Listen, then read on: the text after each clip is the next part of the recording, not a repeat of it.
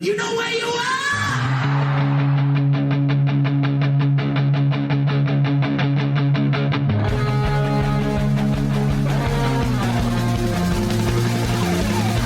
This is Appetite for Distortion.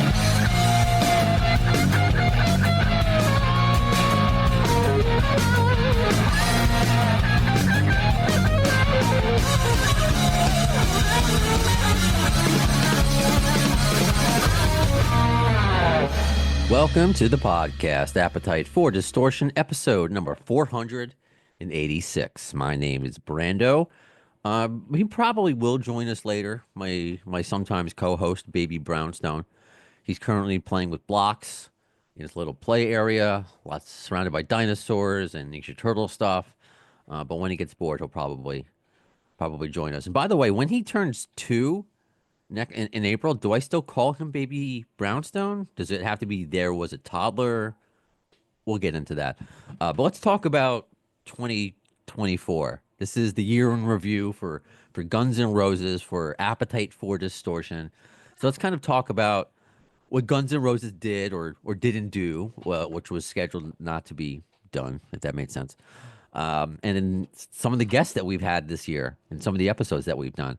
So first of all, let's start off with Slash, the guy who is always busy. Of course, Orgy of the Damned, his blues album, blues covers album. There was one original on it, an instrumental, Metal Chestnut, that was on it. So, but a new album with a lot of different singers, kind of going back to what he did on his 2010 album with all those singers like Ozzy and Adam Levine, and when he started with Miles, kind of starting the friendship there.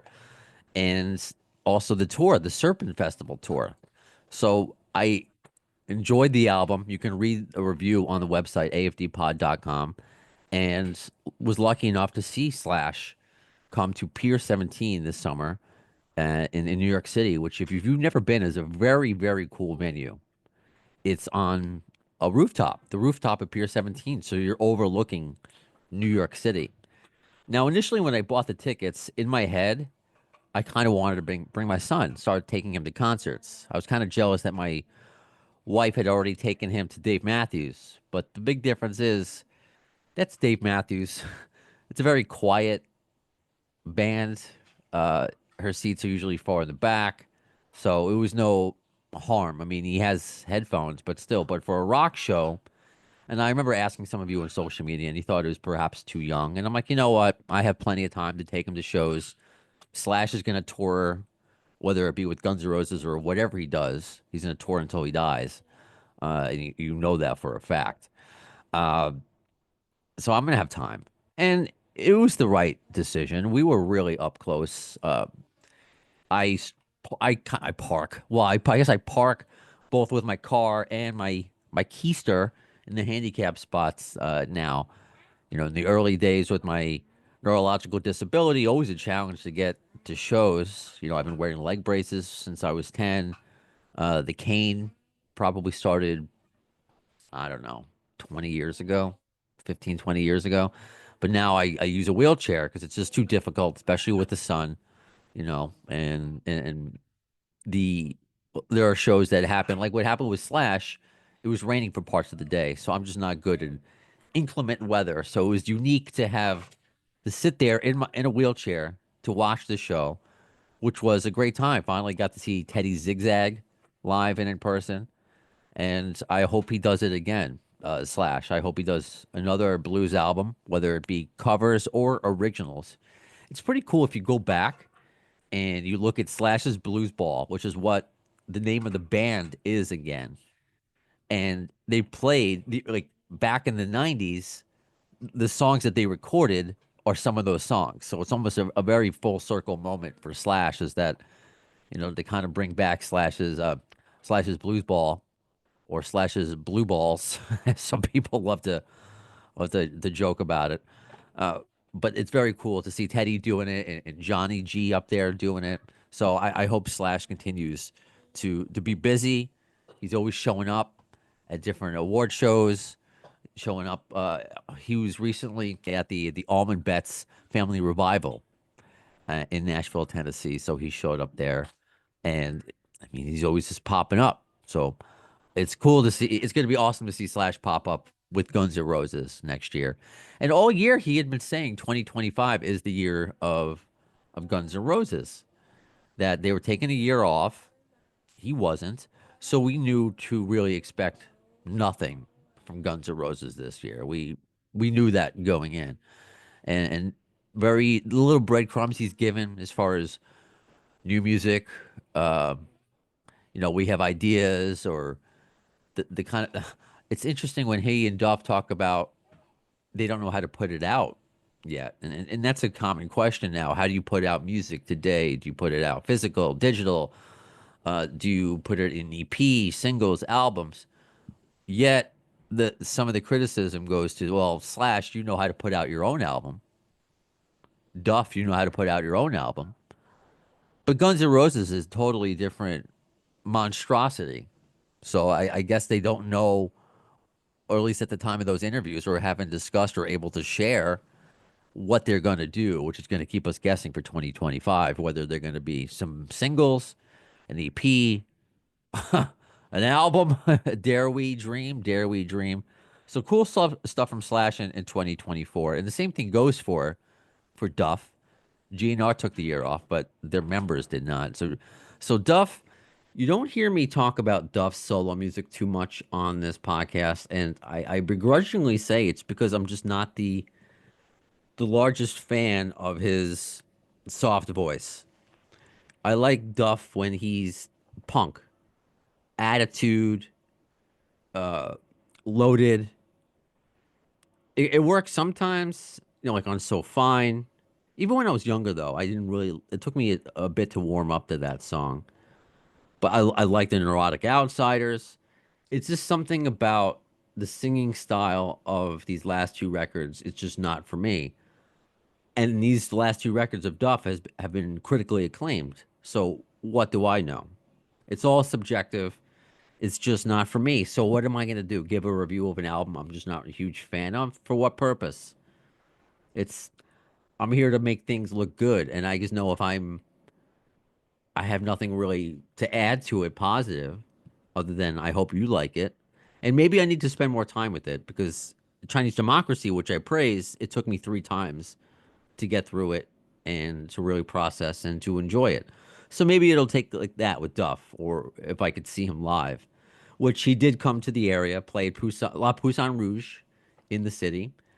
A few years ago, I saw Blind Melon there, of course, with Travis Warren as the lead singer. And it was a nice little place in New York. Not the most handicap friendly. There's an elevator there. I have to keep that got to keep that in mind wherever I go, especially with concerts. So it just with Baby Brownstone, aka Harrison Rex. By the way, people need to be reminded constantly that his name is not Brownstone, right? It's just a cutesy little radio name. Like my name is Brandon. Brando is just a radio identity, radio alias. So his is Baby Brownstone. Maybe there was a toddler at some point. We'll see. Uh, so I didn't go to that, and I was actually invited to that by a radio friend of mine. So I could have gone for free, but it just didn't work out for it, and I wasn't motivated. Like Slash, when he went on tour, I'm like, I want to see this. I want to see this blues ball live. So that goes in hand. If I was a bigger fan of Duff solo stuff, then perhaps I would have found a babysitter or a reason to go. But I didn't. Another member of the classic lineup of Guns N' Roses, who unfortunately is not in the band right now, is Steven Adler. And he was busy this year with his band touring, getting good reviews from fans and critics alike. And this is pretty cool, man. I mean, for Steven to get an award. So this is from Councilwoman Tracy Park. This happened maybe a couple weeks ago, in Venice. She presented him with an award, and just for everything that Steven's been through, I think this is a pretty special moment. My incredible honor to get to introduce to you Steven Adler from Guns N' Roses! 'Cause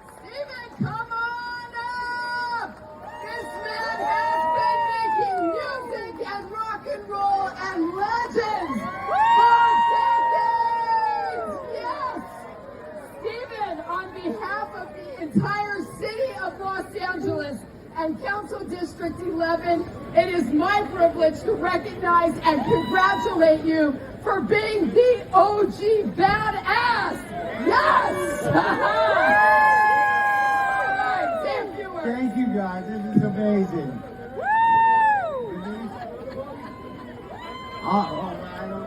Thank you guys so much. It's so great being here. Thank you for letting me share this evening with you guys. So very cool for Steven to being honored for being a badass. He could be honored for anything these days, but he is. He has survived a lot, man. Some things that I've been told that he just went through that I can't share. It's just this guy is lucky to be alive. Things that were not even included in his book. So just happy for Steven, proud of Steven, and you just hope that there is a window in 2025 for him to be a part of this band again somehow. And Matt Sorum recently came out that he was offered the same thing as Adler. You know, play a song, a couple songs, and that's it. And allegedly, Matt Sorum turned that down. And you know what? It's kind of, I just don't know whose choice this is. Is this Axel dictating? Is this the management? You know, is this the people with whose hands are on the money because they don't want to spend too much money on Steven and Matt and even Izzy, that they don't want to pay them because their checks will be less. I don't know. If you read the first draft of Matt Sorum's book that went out before it was published, I mean, he's pretty rough in there. So I towards like Slash and towards some people. So I can understand that being a reason now why maybe that's the offer. But what's the issue with Steven necessarily? Is it because of things that he said in the past, being upset? I don't know, but he had his moments with Axel on stage, and you know, not exactly brotherhood, and you don't see them in In-N-Out Burger hanging out like Axel likes to frequent, but they had that moment. And we were close with Izzy. We were close, as Alan Niven told us on this very show, that Izzy showed up at a sound check, something bothered him, and he left. We don't know what it was, whether it was money, whether it was personnel thing, whether it was issues that came up that were from the past. No idea. No idea. Maybe if we get Alan on again, I can ask him. We'll see. We'll cross that bridge if it happens, when it happens. So it's just sad. You hope that, but I want to see Steven's bands. I hope they come to New York. I keep trying to get interviews with him. It's just, which is primarily, which you get. Steven also has, just like everybody else, has to be careful with what he says, what he doesn't say. So he wants to focus, at least I've been told by his manager, you know, radio stations on where they're selling tickets to shows. So I get that. I don't know if I'm really going to help Steven Adler sell any tickets. I can give the interview exposure, but am I really going to help him sell tickets? I don't know. Maybe if he comes out with an album, no, I just don't know. Well, we'll see. And as far as Izzy, Izzy did make an appearance this year. We saw him with Bernard Fowler of the Rolling Stones. They took a picture before one of their shows. So Izzy went to go see the Stones this year. And I got to interview the legendary Bernard Fowler about it and talk about Izzy. And Izzy was, they were talking about music. And Izzy's always writing and making music. So are we ever going to see that either? Or is he just writing to write and keep himself, you know, creatively, his creative juices flowing? We'll see. So will we see, where's Izzy in 2025? But we know he's alive and well. So with the Classic Five, here for a little review, Slash, new album, tour, Duff, new album, tour, Steven, touring, honored. Izzy is alive, which is great. Axel, also alive, which I don't know if that's breaking news or not. So Axel appearances with Billy Joel again. This year you've seen him with fans. I did an interview with the band, a couple young kids in the band Standby, that met Axel at an In-N-Out Burger, and Axel gave him some career advice, welcome advice. So if you want to go back and listen to that interview, but also Axel released music this year. Well, it was released by Michael Schenker, if you want to be technical about it. And I actually did speak to Michael about it, so you can hear our interview. And it was in my interview with him that it was revealed that Axel did 3 songs for Michael for his UFO covers album. I don't know if you can cover yourself or UFO reinterpretation album, whatever it is.